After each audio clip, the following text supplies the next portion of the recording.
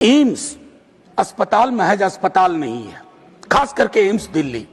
लेकिन मेरी चिंता उस आलेख में यह भी थी कि जो भी एम्स हमने इनके दौर में या आपके दौर में खोले हैं अलग अलग क्षेत्रों में, वो पेशेंट को होल्ड क्यों नहीं कर पा रहे हैं। और अभी भी जिस प्रकार की भीड़, जिस प्रकार की दिक्कतों का सामना करके, there is absolute mismatch honourable chairman sir, जो एक डिमांड है और जो ओपीडी कैपेसिटी है। मैंने वहां के doctors, nurses, support staff, paramedic staff, उनकी जीवन शैली देखी है। एक दिन के अंदर अलग अलग, चूंकि मैं वहां सर 4 महीने रहा, तो मैंने एम्स की सुबह देखी, एम्स की शाम देखी, मौसम को बदलते देखा।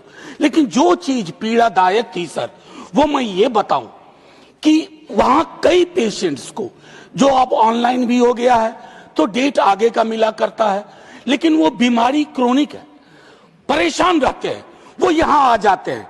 मैं फिर दोहरा रहा हूं कि एम्स उनके लिए महज एक अस्पताल नहीं है, आखिरी आशा है, लास्ट आइलैंड ऑफ होप। और वैसी परिस्थितियों में शेल्टर होम्स हैं सर, लेकिन मैं सरकार से आग्रह करूंगा कि इसकी कुछ समुचित व्यवस्था सर होनी चाहिए।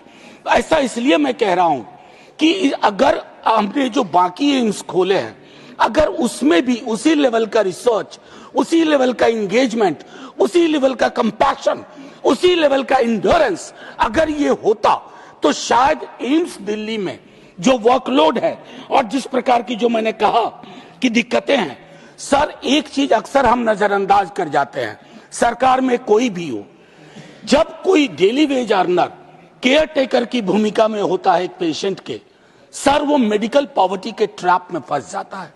हमने अक्सर किताबों में पढ़ा स्ट्रक्चरल पॉवर्टी, और उस पर हमारा फोकस रहता है, लेकिन मेडिकल पॉवर्टी सर ये विकराल रूप लेती जा रही है।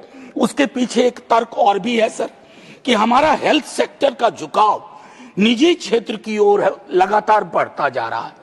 मेरा निजी से कोई विरोध नहीं है, लेकिन सार्वजनिक उपक्रमों में अगर हमने इन्वेस्ट नहीं किया और वो दायरा नहीं बढ़ाया तो मुश्किल होगी।